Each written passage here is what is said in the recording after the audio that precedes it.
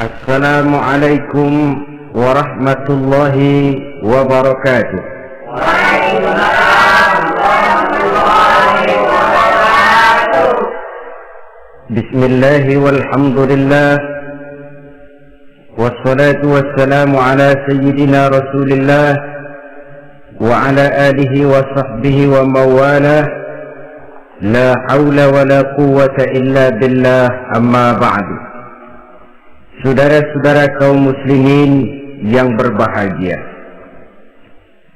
di dalam kehidupan ini kita senantiasa mengambil iktibar, contoh dan teladan dari orang-orang sebelum kita.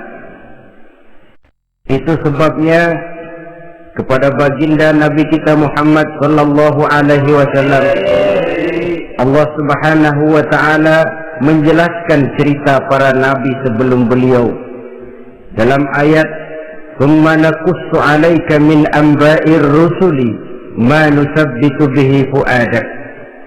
Demikianlah kami ceritakan kepadamu wahai Muhammad sebagian dari kisah para rasul-rasul sebelum kamu yang dengan itu akan memperkuat hatimu, meneguhkan keyakinanmu dan memantapkan pendirianmu. Inilah manfaatnya belajar dari sejarah.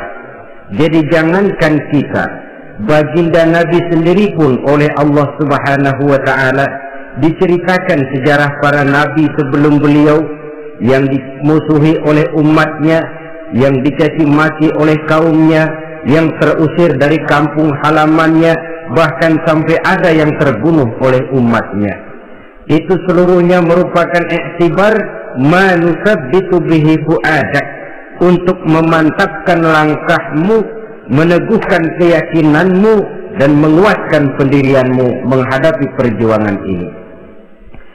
Sehubungan dengan itu, pada pertemuan kali ini Al-Fakir ingin menyampaikan satu cuplikan kecil dari kehidupan seorang sahabat utama baginda Nabi, yaitu Sayyidina Umar ibn al-Khattab radhiyallahu anhu. Beliau adalah Umar bin Khattab bin Nufail bin Abdul Uzza dari suku Quraisy golongan Bani Adi. Perawakannya tinggi, kekar dan gagah, melambangkan sifatnya yang pemberani, tegas, dan tidak pernah kenal takut kepada siapapun. Sebelum mendapat hidayah, Umar bin Khattab termasuk orang yang berdiri di barisan orang-orang yang memusuhi umat Islam. Ia terperangkap dalam tradisi jahiliyah, di mana gemar berperang dan bermabuk-mabukan juga merupakan hal-hal yang pernah dilaksanakan dalam kehidupannya sebelum beliau masuk ke dalam agama Islam. Oleh karena itu, dalam kehidupan beragama, hidayah merupakan sesuatu yang penting. Bagaimanapun banyaknya dosa dan kesalahan yang telah dilakukan oleh seseorang, tidak seharusnya menyebabkan ia putus asa dari rahmat Allah. Sebaliknya, bagaimanapun banyak kebajikan dan kebaikan yang sudah dikerjakannya, tidak perlu membuat dia besar hati, puas, bangga, apalagi menjadi lalai karenanya. Sebab kita belum tahu akan bagaimana ujung perjalanan dari kehidupan kita ini. Saudara-saudara, kisahnya pun masuk Islam merupakan peristiwa yang menarik. Pada satu hari, dengan pedang terhunus, Umar bin Khattab menuju Darul Arqam, tempat di mana baginda Nabi biasa berkumpul dengan para sahabat. Melihat mukanya yang beringas, matanya yang nanar, orang sudah menyangka dan mengerti ini tentu akan terjadi pembunuhan. Dalam perjalanan menuju Darul Arqam, Umar bertemu dengan Nu'aim bin Abdullah. Nu'aim bertanya, "Ya Umar, mau kemana ente?" "Mau membunuh itu, si murtad itu kan." "Si murtad yang mana?" Yang mana lagi? Itu yang memecah belah kita, yang menghina berhala-berhala kita, yang menjelek-jelekkan nenek moyang dan keturunan kita. Siapa lagi kalau bukan Muhammad? Kata Nuaim, Umar, nggak salah, tidak salah lagi.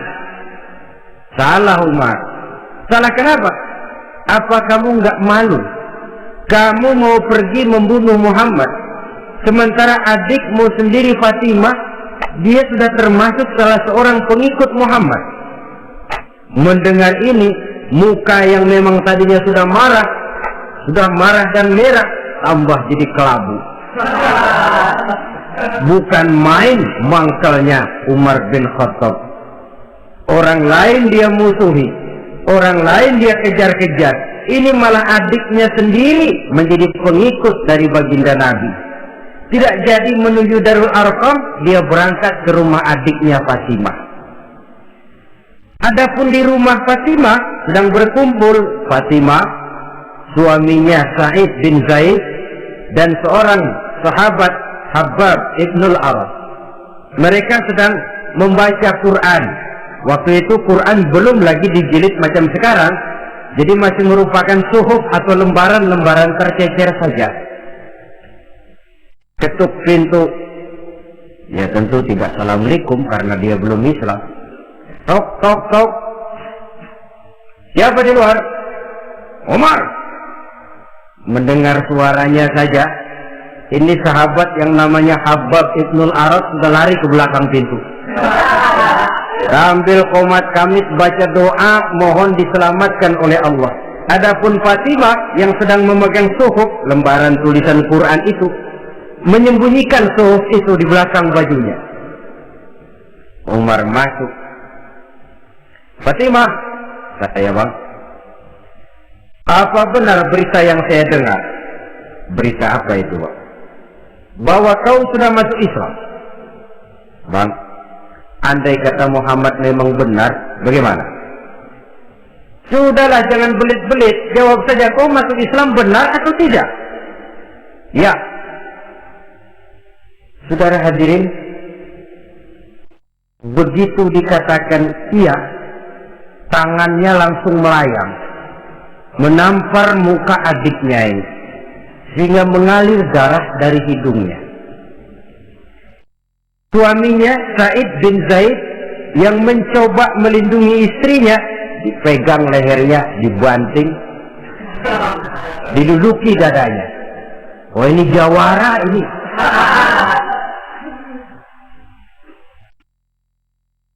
Namun pada saat sedemikian, suara kebenaran terpantul dari mulut Fatimah, adik dari Umar bin Khattab ini.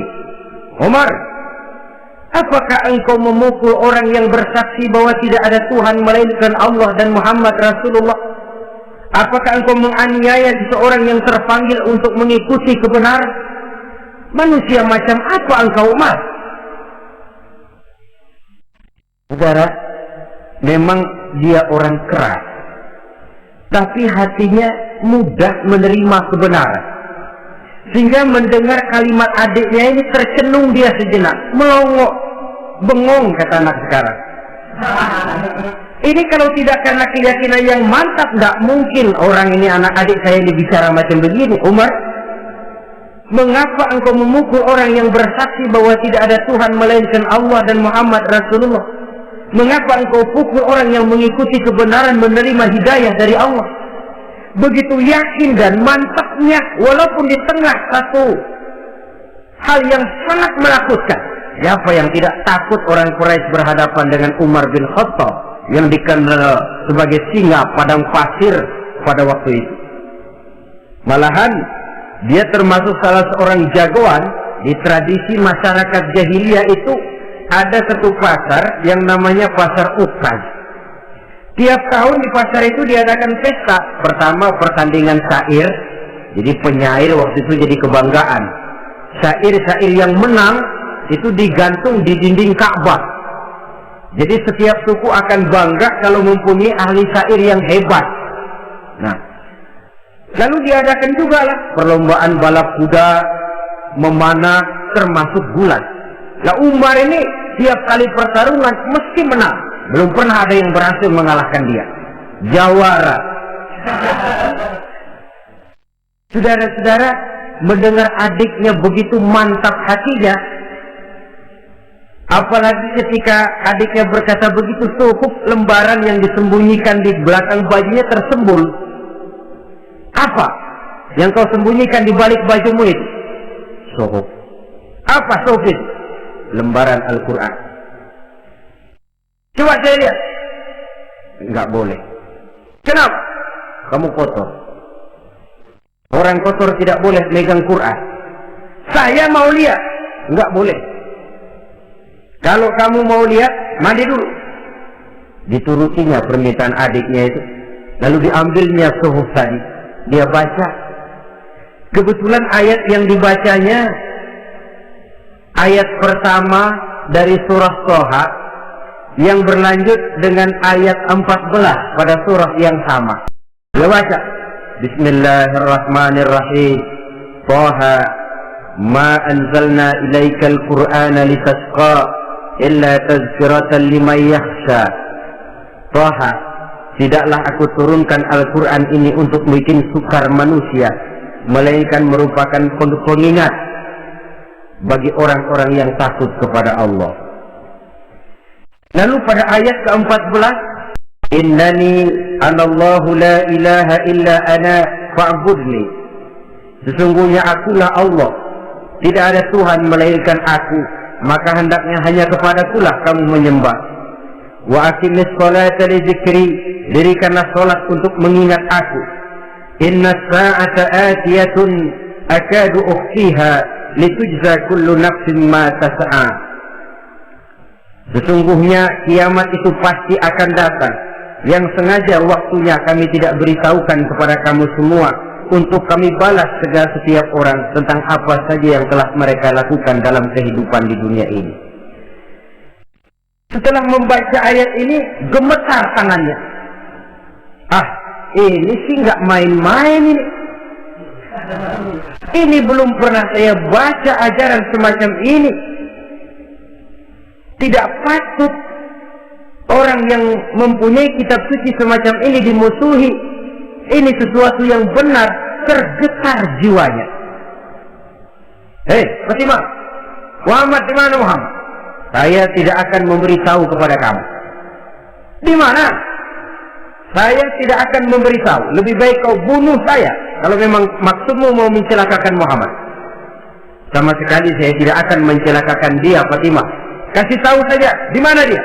Darul Arqam. Bergegas dia menuju Darul Arqam. Di dalam Nabi memang sedang kumpul dengan para sahabat, termasuk ada Sayyidina Hamzah yang juga terkenal jawara juga. Ketuk pintu. Ketuk pintu. Siapa di luar? Umar. Di dalam ini geger sebagian sahabat. Umar datang ini pasti bencana.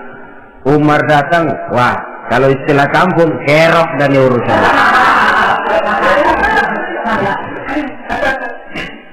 Tapi baginda Nabi menenangkan mereka. Tenang, mudah-mudahan ada hikmahnya. Sayyidina Hamzah tampil, bukakan dia pintu. Kalau niatnya baik, kita terima. Kalau niatnya tidak baik, saya paling depan. Dibukakan pintu. Begitu dibukakan pintu, Umar masuk merangkul baginda Nabi, kemudian dengan tersendat, Asyhadu an la ilaha illallah wa asyhadu annaka ya Muhammad Rasulullah. Saya bersaksi tidak ada Tuhan melainkan Allah, dan saya bersaksi bahwa engkau hai Muhammad adalah utusan Allah.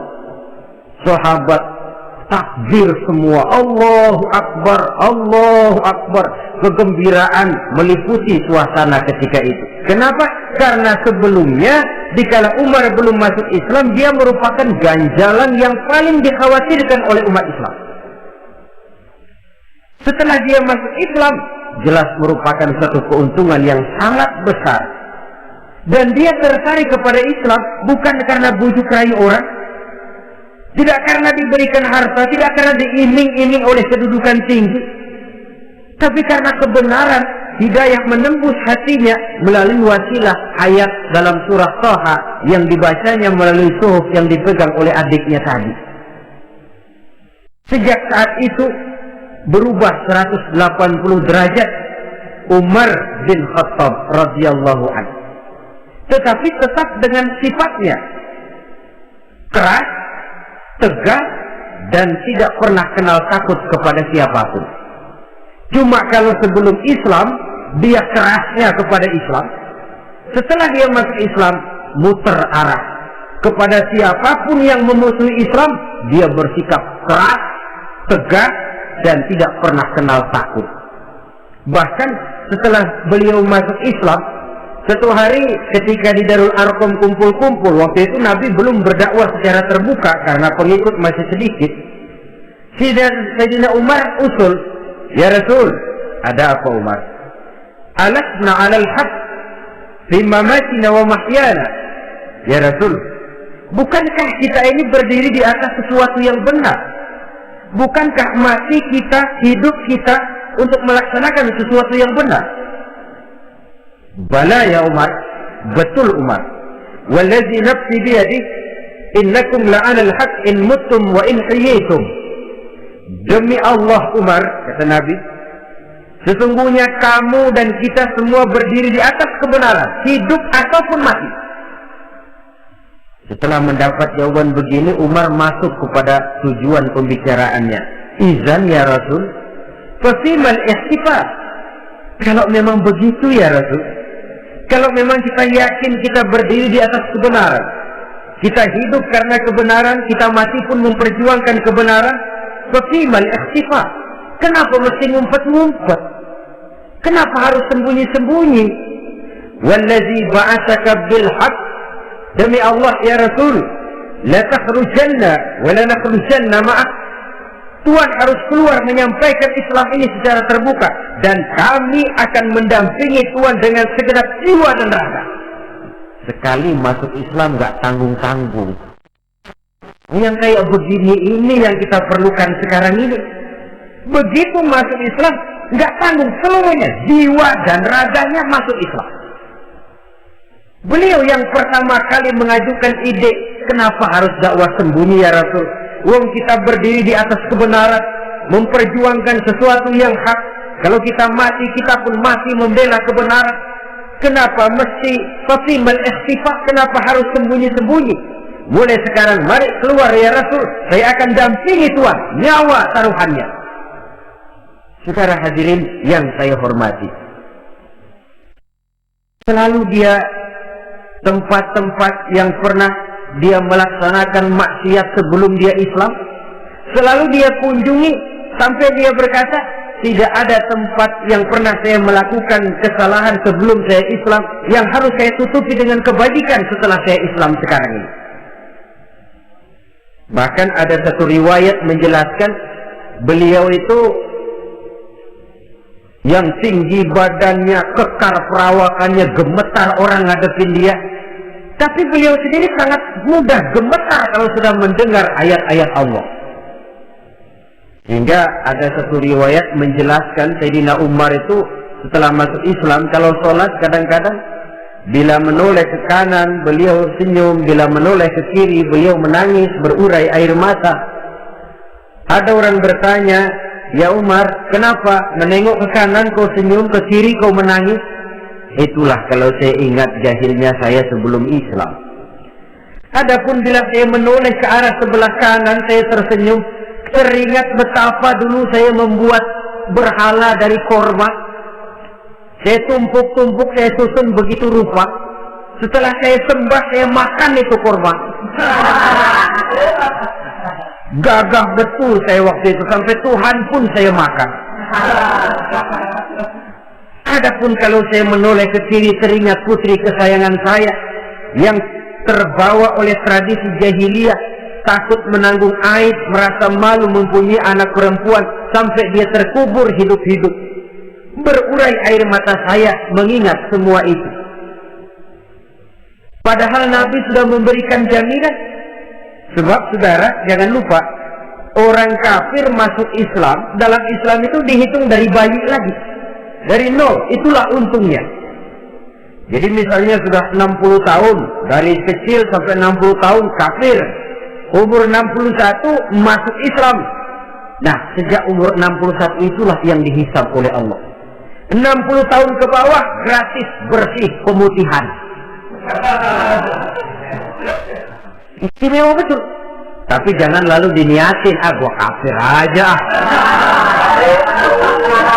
Nanti sudah tua-tua mau giliran mati baru Islam. Nah, itu diniatin lain. Ini yang karena faktor hidayah, saudara-saudara. Nah, cintanya kepada baginda Nabi luar biasa. Dalam setiap pertempuran beliau selalu di front terdepan. Bahkan demikian cintanya sampai ketika hari di mana baginda Nabi wafat, saudara-saudara. Disampaikan berita wafat Nabi kepada Umar. Ya Umar, baginda Nabi sudah wafat. Kamu ngomong apa? Baginda Nabi sudah wafat. Bukan sedih, nyabut pedang, keluar matanya malotot. Siapa yang bilang Muhammad mati, saya sabut batang lehernya. Begitu cintanya beliau kepada baginda Nabi, sampai-sampai nggak menerima kalau Nabi wafat. Taruhlah nggak bisa mati bersamaan, boleh nggak mati beriring-iring saja barangkali maksudnya. Saudara-saudara, cabut pedang, sayaban kemana? Ayo, siapa ngomong Muhammad mati, saya sabak batang lehernya. Sampai bertemu dengan Sayyidina Umar, Sayyidina Abu Bakar. Di tempat orang banyak, Sayyidina Abu Bakar yang bijaksana ini pidato. Ayuhan nas, man kana ya'budu Muhammadan, fa inna Muhammadan qad mata. Wa man kana ya'budu Allah, fa inna Allah hayyun la yamut. Wahai manusia, barang siapa yang menyembah Muhammad, maka Muhammad sudah mati. Tetapi barang siapa yang menyembah Allah, Allah akan hidup selamanya dan tidak akan pernah mati. Mendengar pidato ini, Sayyidina Umar sadar bahwa sebenarnya yang tidak bisa mati itu cuma Allah. Bagaimanapun agungnya baginda Nabi, besarnya baginda Nabi, tinggi akhlak budi pekertinya Nabi, cintanya beliau kepada Nabi, tapi Nabi manusia dan manusia harus mati. Kemudian dibacakan surah Ali Imran ayat 144. Wa ma Muhammadun illa rasul qad khalat min qablihi rusul afa in mata aw qutila qalabtum ala aqabikum. Muhammad tidak lain daripada manusia, telah datang kepadanya rasul. Apakah jika ia mati engkau kembali menjadi murtad atau mundur ke belakang? Mendengar ayat ini dibacakan, Sayyidina Umar sadar, berurai air matanya, menangis dalam kesedihannya. Ini cintanya yang demikian tinggi kepada baginda Rasulullah Sallallahu Alaihi Wasallam. Begitulah seluruh kesalahan yang dia lakukan pada saat sebelum dia masuk Islam, berusaha dia tutupi dan dia tebus dengan segala kebaikan, pengabdian, perbuatan soleh setelah dia masuk Islam. Sehingga diajarkan oleh baginda Nabi, ittaqillaha haitsu ma kunta wa atbi'i sayyi'atal hasanata tamhuha wa khaliqin nasa bi khuluqin hasanin. Bertakwalah kamu kepada Allah, kata Nabi, dimanapun saja kamu berada. Jadi takwa tidak kenal tempat. Dimanapun saja kamu berada, bertakwalah kepada Allah. Di rumah takwa, di pasar takwa, di kantor takwa, di tengah orang banyak takwa, pada waktu sendirian takwa. Ittaqillaha haitsu ma kunta. Bertakwalah kau kepada Allah dimanapun saja kamu berada. Jangan takwa pakai tempat. Di masjid takwa, di kantor nyolong. Itu tidak haitsu ma kunta yang diajarkan oleh Nabi. Dimanapun kamu berada, bertakwalah kepada Allah. Wa atbi'i sayyi'atal hasanah tamhuh, dan iringi perbuatanmu yang salah dengan kebaikan. Jadi kalau satu saat terselip kita berbuat salah, cepat iringi dengan kebaikan, tamhuha dengan harapan kebaikan yang kita kerjakan akan menutupi dosa yang terselip kita lakukan. Ngomongin orang, astagfirullahaladzim, banyak istighfar. Istighfarnya mudah-mudahan bisa nutupin dosa karena ngomongin orang. Tapi jangan lalu tambah sulap, ngomongin orang istighfar, terus ngomongin lagi istighfar lagi. Itu tentu tidak bisa dengan cara begitu. Barangkali terselip pernah mengambil harta orang tanpa alasan yang hak, imbangi dengan rajin sedekah misalnya. Barangkali pernah menyakiti hati orang, imbangi dengan perbuatan yang bisa menyenangkan hati orang lain. Itu namanya mengiringi perbuatan yang bersifat salah dengan kebajikan. Ini yang dilakukan oleh Sayyidina Umar. Setiap pelosok hampir dia datangi. Tempat-tempat di mana dia pernah melakukan kesalahan sebelum Islam, di sana dia tegakkan kebajikan dan kebaikan. Kegagahannya, keperkasaannya, keberaniannya sepenuhnya bulat-bulat sudah diwakafkan untuk kepentingan Islam. Saudara hadirin yang saya hormati, diperlukan orang-orang yang punya keberanian macam Sayyidina Umar. Berani karena panggilan hidayah, bukan berani babi. Berani juga babi, cuman nyeruduk. Artinya berani yang tanpa pertimbangan.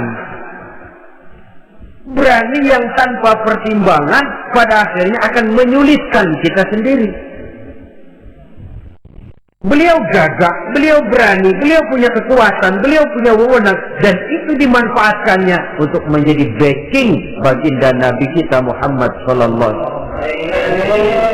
La takhrujanna wa la nakhrujanna ma'ak ya Rasul. Ya Rasul, keluar, sampaikan dakwah secara terbuka. Saya akan mendampingi Tuhan. Jika ada yang ganggu Tuhan, saya paling depan.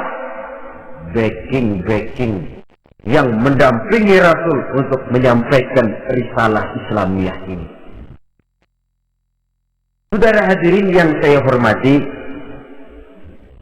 wa khaliqin nasa bi khuluqin hasanin, kata Nabi, dan pergaulilah manusia dengan akhlak yang baik, karena dengan ini kau bisa mengambil hati orang. Dalam hadis lain katakan, innakum la tas'una an-nasa bi amwalikum walakin yas'uhum minkum bastul wajhi wa husnul khuluq. Kamu tidak akan bisa menyenangkan orang banyak dengan hartamu, tapi kamu bisa ambil hati mereka dengan budi pekerti yang luhur dan muka yang manis. Dengan harta belum tentu kita bisa menyenangkan semua orang, tapi budi pekerti yang luhur, muka yang manis, itu yang akan bisa membuat kau menyenangkan orang banyak. Setelah baginda Rasul wafat, pernah ketika berkumpul, Sayyidina Abu Bakar berkata kepada Sayyidina Umar, ya Umar, saya baiat kamu untuk menjadi khalifah. Jawab beliau, sayalah yang akan membaiat Tuhan. Tapi Anda lebih utama dari saya Umar. Keutamaan saya akan saya berikan kepada Tuhan untuk mendukung kekhalifahan Tuhan. Di sini kelihatan wataknya yang tidak ambisius. Gagah, berani, perkasa, tapi tahu diri. Enggak nyelonong. Tidak menggunakan kekuasaannya, kegagahannya untuk maksud yang sewenang-wenang. Oleh karena itu setelah Sayyidina Abu Bakar wafat, beliau dilantik menjadi khalifah, keluarlah pidatonya yang terkenal. Ayuhan nas, inni qad wullitu alaikum wa lastu bi khairikum. Hai manusia, aku telah dipilih menjadi pemimpin kamu, padahal aku bukanlah orang yang terbaik di antara kamu. Kalau tidaklah karena aku melihat keutamaan, keteguhan yang dapat melindungi kalian, berat rasanya aku memikul amanah ini. Sebab apa? Alangkah beratnya menunggu datangnya perhitungan di akhirat nanti terhadap Umar. Ini yang jadi motifnya memegang jabatan khalifah. Sungguh berat bagi Umar menunggu datangnya saat perhitungan. Sehingga seolah-olah kalau bisa lah jadi Umar bin Khattab saja, jangan jadi khalifah kalau bisa. Tapi moya umat sudah kadang memilih. Sehingga benar kalau dalam satu hadis Nabi pernah mengajarkan jangan memberikan satu jabatan kepada orang yang memintanya. Sebab orang kalau sudah minta jabatan, apalagi pakai jilat-jilat, pakai upeti-upeti, tentu ada tendensinya. Ada batu di balik udang. Kalau udang di balik batu kan mungkin nggak kelihatan, tapi kalau batu di balik udang kelihatan betul itu. Ada maunya, ambisinya. Jangan memberikan satu jabatan kepada orang yang memintanya. Seakan dibatinnya Sayyidina Umar menyesali. Kenapa Umar nggak jadi Umar saja, kok mau jadi khalifah gitu. Alangkah berat perhitungan buat saya di akhirat nanti. Nah, setelah jadi khalifah, sebagai satu i'tibar, saya akan mencoba mengemukakan beberapa sifatnya yang menonjol untuk pelajaran buat kita semua. Pertama, sikapnya terhadap keluarganya setelah beliau menjadi khalifah. Kedudukan sebagai keluarga Umar bin Khattab bukan merupakan kedudukan istimewa. Itu ditanamkan betul kepada keluarganya. Jangan karena bapakmu khalifah, lalu mentang-mentang anak khalifah kau merasa dapat fasilitas, merasa bisa berbuat semau-maumu, kau harus punya tanggung jawab dan beban moral, memberikan contoh yang lebih baik kepada rakyat. Ini yang ditekankan kepada keluarganya. Kalau beliau mau mengeluarkan undang-undang itu lebih dahulu dibicarakan di tengah keluarganya, kumpul anak-anaknya, ini akan ada undang-undang begini. Siapa di antara kalian mau mentaati, persilakan, yang tidak pun persilakan. Tapi saya ingatkan, kalau ada dari keluarga Umar yang melanggar peraturan yang saya keluarkan ini, saya akan menghukumnya 2 kali lipat karena dia keluarga saya. Menghukumnya 2 kali lipat karena dia keluarga saya. Jadi bukan mentang-mentang anak babe, kalau kebal hukum. Tidak. Siapa yang diantara kalian melanggar peraturan ini, akan aku kenakan hukuman 2 kali lipat karena dia keluarga. Nah, saudara hadirin yang saya hormati, lalu berwibawa, dijaga betul keluarganya. Suatu hari beliau datang ke rumah putranya Abdullah bin Umar. Ketika masuk dilihatnya Abdullah bin Umar sedang makan daging. Makan daging. Merah muka Umar. Mentang-mentang anak khalifah ya. Mentang-mentang anak Amirul Mukminin ya, kamu makan daging. Lihat tuh rakyat kita masih banyak yang kelaparan, makan daging, makan roti keras. Padahal itu halal, sesuatu yang diperoleh dengan usahanya sendiri. Tetapi begitu hati-hatinya Umar untuk menjaga pandangan orang. Keluarga khalifah merupakan beban moral sebab akan dijadikan contoh oleh rakyatnya. Mentang-mentang anak khalifah ya makan daging. Lihat tuh rakyat, roti keras digarotin. Lain saat beliau pergi ke satu pasar. Di situ dilihat ada sapi gemuk-gemuk. Tempat lain sapinya kurus-kurus. Tanya, ini yang gemuk-gemuk sapi siapa? Sapi Abdullah bin Umar. Sapi anaknya. Panggil Abdullah bin Umar, suruh sini. Datang anaknya. Abdullah bin Umar, bagaimana ceritanya sampai ini? Begini Bapak. Dahulu itu dengan uang saya beli sapi kurus-kurus. Lalu saya rawat. Saya berikan upah orang untuk merawat sapi-sapi itu. Sampai sekarang dia menjadi gemuk. Akan saya jual dan keuntungannya tentu sesuatu yang halal. Subhanallah, kata Umar. Kau ini anak Amirul Mukminin. Jual sapimu.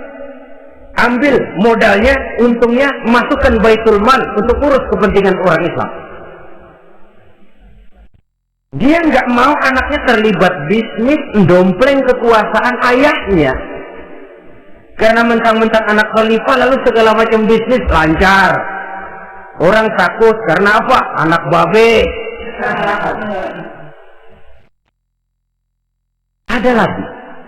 Pada waktu pembagian harta ghanimah, putri beliau yang namanya Hafsah, ini adalah istri baginda Nabi, meminta bagian. Kaum kerabat ayah, ini kerabat khalifah, kitalah dulu kerabat. Kalau kau kerabatku, maka jatahmu nanti dari ayahmu. Harta ini masih lebih banyak dibutuhkan oleh orang-orang Islam. Nanti belakangan, kalau ada sisanya. Belakangan kalau ada sisanya. La haula wala quwwata illa billah. Saudara hadirin, itu terhadap keluarganya. Kemudian apa sifat-sifat yang menonjol dari kepemimpinannya? Pertama, kesederhanaannya. Beliaulah satu-satunya khalifah, Amirul Mukminin, setingkat presiden kalau sekarang, yang punya jubah cuma 2 dan 1 pun punya anaknya. Tambelan lagi. Pernah sholat Jumat terlambat. Beliau naik mimbar untuk khutbah, sebelumnya minta maaf dulu. Saudara-saudara, maaf saya terlambat nungguin baju kering. Seorang khalifah nungguin baju kering. Sederhana dalam kehidupannya. Mari kita ambil satu cerita lagi. Pada waktu beliau jadi khalifah, yang diangkat jadi gubernur di Mesir adalah Amr bin As. Amr bin As hidupnya lebih mirip kaisar. Istananya besar, pakaiannya bagus-bagus. Nah, yang paling mengganggu pikiran Amr bin As, di sebelah istananya ini ada gubuk reok kepunyaan orang Yahudi lagi. Ini nggak pantas bener, masa di samping istana gubernur ada gubuk reok. Orang Yahudi lagi yang punya. Ini mesti udah bikin saja rencana, panggil dinas tata kota, bikin planning. Di sini mau dibangun masjid proyek negara. Susun anggarannya, tender. Saudara-saudara, si Yahudi yang punya gubuk reot dipanggil. Yahudi, ada apa, Pak? Kamu tahu nggak? Enggak. Iya, memang belum saya kasih tahu.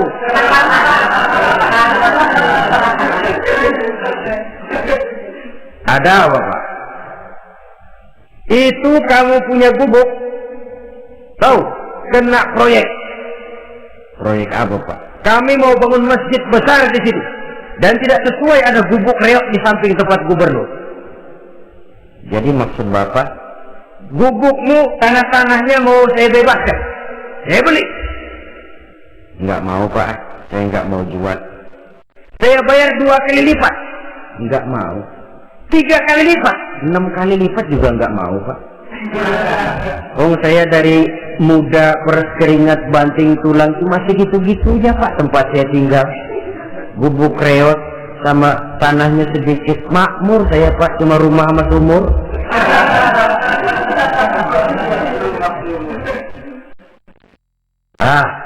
Ini Yahudi kelewatan juga. Akhirnya turun perintah, sudah, kalau dia nggak mau dibebaskan, gusur saja, tarik, ambil bulldozer. Digusur. Yahudi ini berurai air matanya. Aduh, begini jadi rakyat kecil, udah jatuh ketiban ember lagi. Tapi pikir-pikir Amr bin As kan bukan yang paling atas. Dia kan cuma pejabat, masih ada atasannya lagi. Lapor, lapor. Yahudi ini berangkat ke Madinah. Bayangkan dari Mesir ke Madinah. Jalan. Di sepanjang jalan dia berpikir, membanding-banding.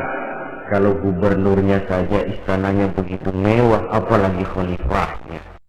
Kalau gubernurnya galak main gusur, apalagi khalifahnya. Dan saya bukan orang Islam, apa dia lemin ngadu? Apa dapat tanggapan? Berangkat dia sambil harap-harap cemas. Sampai di pintu kota Madinah, dia temui orang lagi tidur di bawah pohon korma. Selamat siang Pak. Ada apa? Pak. Apa? Mau lapor. Lapor apa? Bapak tahu Khalifah Umar bin Khattab? Tahu.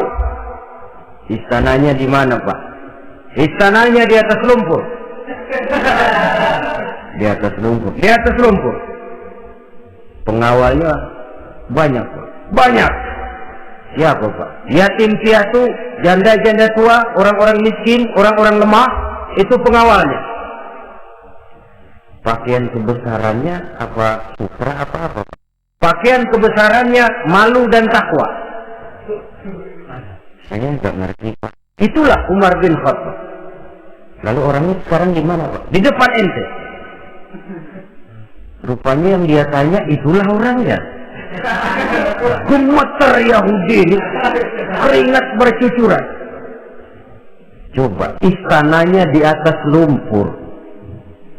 Sebab beliau berprinsip, bagaimana saya bisa menghayati nasib rakyat kalau saya tidak merasakan apa yang mereka rasakan? Bagaimana saya nggak bisa tahu sakitnya lapar kalau saya belum pernah kelaparan? Itu prinsipnya. Istananya di atas lumpur. Para pengawalnya yatim piatu, janda-janda tua, orang-orang miskin, orang-orang lemah dan tidak mampu. Dan pakaian kebesarannya malu dan takwa. Kamu dari mana? Dari Mesir Pak. Ada apa? Mau laporan gubernur Bapak di Mesir yang namanya Amr bin As. Kenapa? Main gusur aja Pak. Ceritanya? Iya, dia mau bangun masjid. Kebetulan di areal itu saya punya tanah sama gubuk segitu-gitunya. Saya nggak mau dibeli, digusur Pak. Saya mau mencari keadilan. Begini. Kamu lihat tempat sampah itu. Lihat. Di situ banyak tulang. Coba kamu ambil kemari satu. Tulang unta, bawa sini. Bingung Yahudi.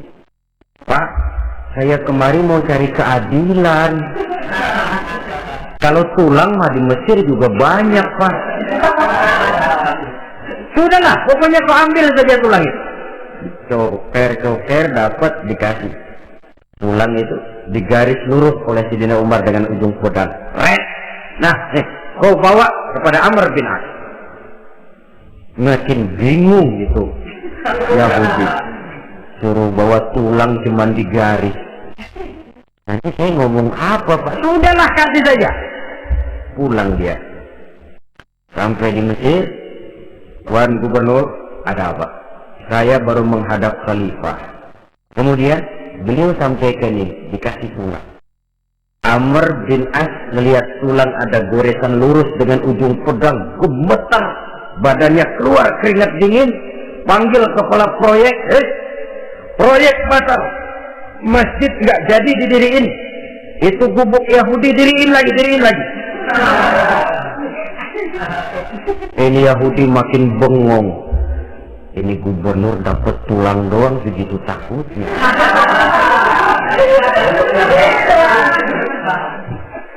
Ada apa sebenarnya Tuan Gubernur? Kamu tahu? Ini nasihat pahit buat saya dari Amirul Mukminin Umar bin Khattab. Seolah-olah beliau bilang, "Hai Amr bin As, jangan mentang-mentang sedang berkuasa ya. Pada suatu saat kau akan jadi tulang-tulang kayak begini.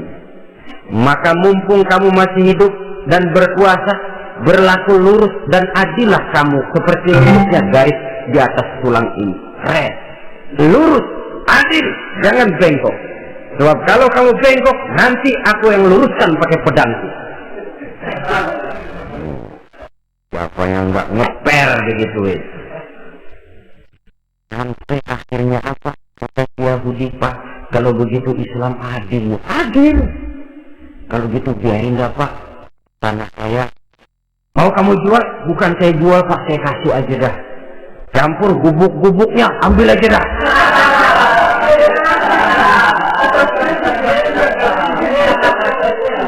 Masuk Islam Yahudi ini oleh karena keadilan dari Umar bin Khattab.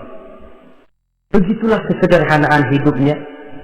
Sampai saudara, yang ironi betul, pernah Utsman bin Affan, Ali bin Abi Thalib, Thalhah dan Zubair kumpul mendengar berita bahwa Sayyidina Umar ini punya hutang. Bayangkan, seorang khalifah untuk melangsungkan hidupnya sampai punya hutang. Padahal Baitul Mal di bawah kekuasaannya. Berunding Utsman, Ali, Thalhah, Zubair. Kalau kita langsung ngomong sama Umar nggak enak dong, dia nggak bakalan terima. Lewat putrinya aja, Hafsah. Baik. Hafsah ngomong sama Umar. Apa? Kenapa? Bagaimana kalau honor Abah ditambah, ditingkatkan supaya hutang bisa tertutup? Apa? Saya Abah. Siapa yang nyuruh kamu ngomong begitu? Enggak ada. Ada. Saya tahu ada ini. Kalau nggak ada, kamu nggak mungkin ngomong begitu. Tapi orangnya kalau saya tuntut, mereka mungkin nggak mau. Sekarang saya mau tanya Hafsah, kau kan istri Rasul, betul? Nah, saya mau tanya, suamimu makanannya apa? Daging? Bukan. Roti. Tempat tidurnya kasur empuk? Bukan. Kain kasar yang kalau musim panas kami bentangkan, kalau musim dingin separuh buat tidur, separuh buat selimut. Pakaian yang dibelikan untukmu berapa banyak? Cuma 2. Nah, itu guru saya, orang yang paling saya cintai, dan itu yang saya ikuti. Bahkan setelah beliau wafat, Sayyidina Umar ini hutangnya ditanggungkan kepada anaknya Abdullah bin Umar, dan itu pun dilunasi dengan menjual rumahnya. Hingga rumahnya itu disebut Darul Qadha, rumah bayar hutang. Begitu kesederhanaannya. Jadi nggak pakai aji mumpung jadi khalifah lalu kayak ikan gurita, tangan yang mana aja megang. Itu kan mental monyet. Monyet itu kan begitu, tangan megang kiri kanan, mulut ngawal, kaki megang, temennya dikasih masih ngerampas juga.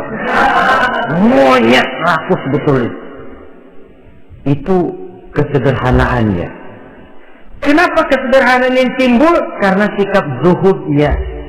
Zuhud itu tarkud dunia li ajlil akhirah. Orang yang mengambil dunia hanya yang diperlukan dengan lebih mengutamakan kehidupan akhirat.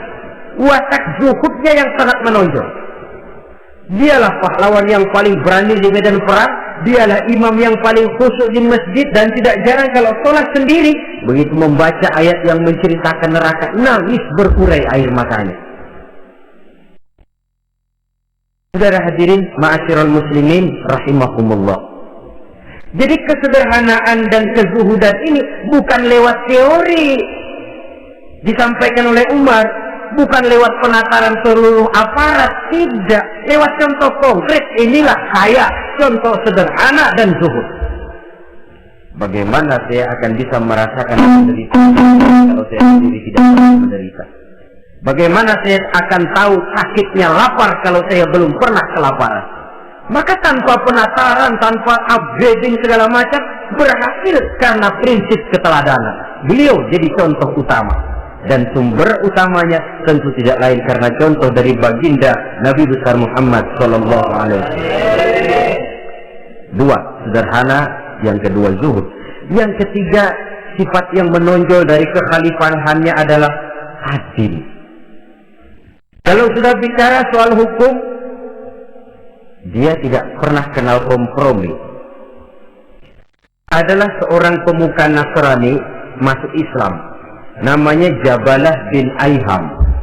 Ketika dia bikin haji, kain ihramnya keinjak orang Arab yang hitam, Madui. Jengkel, dia merasa bekas toko. Enak aja nih orang udah jelek nginjak lagi. Ditempelin orang tadi. Orang ini lapor kepada Umar. Panggil Jabalah bin Aiham. Panggil. Kau ditampar? Betul Khalifah. Tampar dia. Tampar lagi. Dipukul orang itu di depan Sayyidina Umar. Jadi tidak karena kau ini bekas kepala suku, kau ini bekas orang terhormat, lalu ada Kebijaksanaan yang si akhirnya jadi tidak bijaksana. Dan itu memang sudah dimulai dengan memblokir keluarganya. Tidak satu keluarganya pun yang boleh mempunyai perasaan bahwa menjadi keluarga khalifah merupakan fasilitas dan keuntungan. Kau jangan makan di atas punggungku. Kau jangan menikmati fasilitas di atas keringatku. Dan tidak ada keinginan mewariskan jabatan khalifah kepada anak-anaknya. Pernah beliau musyawarah, saya bingung, kenapa khalifah? Gubernur Kufah ini sulit nyari orang. Diangkat yang lemah, rakyat ngeluh. Diangkat yang keras, rakyat juga ngeluh. Ada calon khalifah. Kalau ini mah nggak salah lagi nih buat gubernur Kufah. Siapa? Abdullah bin Umar. Anak beliau sendiri. Melotot matanya. Jangan macam-macam kau. Cukup satu orang Umar memegang jabatan ini. Kalau berhasil, kami keluarga Umar sudah merasakannya. Kalau gagal, cukup kegagalan seorang Umar. Tidak berusaha mengorbitkan anaknya, anak babe diangkat jadi ano. Tidak, malah diblokir dari yang lain. Tapi Abdullah bin Umar cukup syarat ya khalifah. Dia orang bertakwa dan soleh. Yang takwa dan soleh bukan cuma anak Umar. Anak orang lain juga banyak yang takwa dan soleh. Itu prinsipnya. Sehingga ketegasan ini membuat orang jadi sungkan. Dan tidak seorang pun berani kirim-kirim upeti hadiah. Oh, pernah itu ada pejabat dari Azerbaijan kirim makanan. Kue, mending apa? Kue. Gitu dicicipi enak. Enak juga ya kue ini. Enak khalifah. Ini di sana apa makan rakyat biasa? Bukan. Ini makanan orang-orang fit. Nah, dibungkus lagi itu kue. Dibungkus. Kontamu mana? Di luar. Ambil, bawa pulang, serahkan lagi kepada gubernur di sana, kasih tahu salam dari Umar bin Khattab. Kenyangkan dulu rakyat dengan makanan seperti ini. Kita belakangan. Jadi kalau rakyat lapar, saya orang pertama yang akan merasakan kelaparan. Tapi kalau rakyat makmur, biarlah saya menjadi orang terakhir yang kenyang. Kan bagus prinsip itu. Jadi kalau rakyat kelaparan, saya akan jadi orang pertama yang merasakan lapar.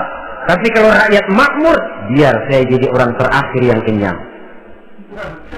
Jangan dibalik. Pada saat rakyat kelaparan, dia kekenyangan. Dan selanjutnya, sikap keadilannya ini, saudara-saudara, menyebabkan hukum lalu jadi berwibawa.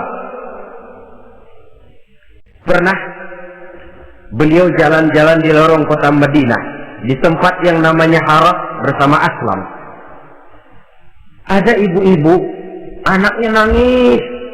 Lapar ma, sabar dikit lagi matang gitu. Emang tuh ibu lagi ngerebus. Bunyi air ngegulak, lubuk. Umar lihati dari jauh, belum juga matang. Ini anak dari nangis, lapar, sampai capek nangis, sampai tidur. Anak tidur, Umar samperin, Bu, yang masak apa sih kok nggak bisa matang? Nggak masak apa-apa tuan. Itu pating kerupuk apa? Ketika dibuka ya cuma air saja. Subhanallah, ibu sudah ngebohongi anak ibu sendiri. Habis harus bagaimana tuan? Saya sudah nggak punya makanan untuk dimasak. Sementara perut nggak kenal kompromi. Jalan satu-satunya, ya terpaksa anak saya bohongi. Saya bilang sebentar lagi matang, sampai dia tidur sekarang ini. Memangnya Khalifah Umar gimana sih ngurus rakyat? Subhanallah, dia orang zalim. Dia yang memegang urusan kami, tapi dia nggak tahu nasib saya. Anak kelaparan, keluarga terlantar. Oh begitu. Iya. Zalim betul Umar bin Khattab. Kalau begitu ibu tunggu sebentar. Dia pulang bersama Aslam menuju Baitul Mal. Dia ambil tepung satu karung, dipikul sendiri. Kata Aslam, ya Khalifah biar saya yang bawa. Jangan. Kenapa Khalifah? Aku kau kira kau sanggup mikul dosa saya di akhirat nanti? Biar saya yang mikul sendiri. Dia bawa ke tempat ibu-ibu. Dia masakin sendiri. Nah bu, sudah matang. Makan. Alhamdulillah tuan. Mudah-mudahan Allah memberkahi Tuhan. Tuhan lebih baik dari Umar bin Khattab yang zalim. Emang sebenarnya Tuhan siapa, kata si saya? Iya, saya ya Umar bin Khattab yang ibu bilang zalim itu. Gemetar si ibu. Gemetar si ibu. Tapi memang peka dan menghargai kritik orang. Tidak membungkam setiap orang yang nadanya sumbang atau berbeda. Kadang beliau berkata, saya khawatir karena orang terlalu segan dengan saya, lalu gak ada yang berani negur kalau saya salah. Kan begitu biasanya. Karena sudah terlalu segan, lalu semuanya orang mau diaminin saja. Asal dibilang gak benar, marah, jengkel. Lalu disingkirin, maunya diiyain, inggih, kula nuwun. Oke bos. Beliau bilang, saya khawatir kalau tidak ada orang yang mau menegur kesalahan saya jika saya terlanjur nanti. Itu muncul orang, demi Allah, saya akan menegur Tuhan dengan pedang saya ini. Cerah mukanya, senyum bibirnya, alhamdulillah, anak muda, saya memerlukan orang macam kau. Yang berani berkata iya terhadap yang benar dan tidak terhadap yang tidak benar, apa dan bagaimanapun resikonya.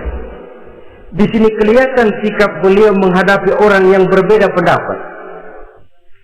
Keadilan, keberanian dan ketegasan, cepat menerima kebenaran merupakan serentetan dari sifat-sifat utama beliau sejak masuk Islam sampai menjadi khalifah yang kedua. Bahkan dengan jasa beliau, Islam kemudian tersebar menembus dinding Jazirah Arabia, memasuki Bizantium dan Persia, sehingga beliau juga dikenal sebagai periode Al-Futuhat Al-Islamiyah. Nah, saudara-saudara, inilah cuplikan kecil dari kehidupan seorang agung dan besar yang memang sangat terbatas kata-kata untuk melukiskan kebesaran itu. Namun yang secuplik ini mudah-mudahan menjadi sumbangan moral dalam rangka kita memperbaiki diri menuju kehidupan yang lebih baik.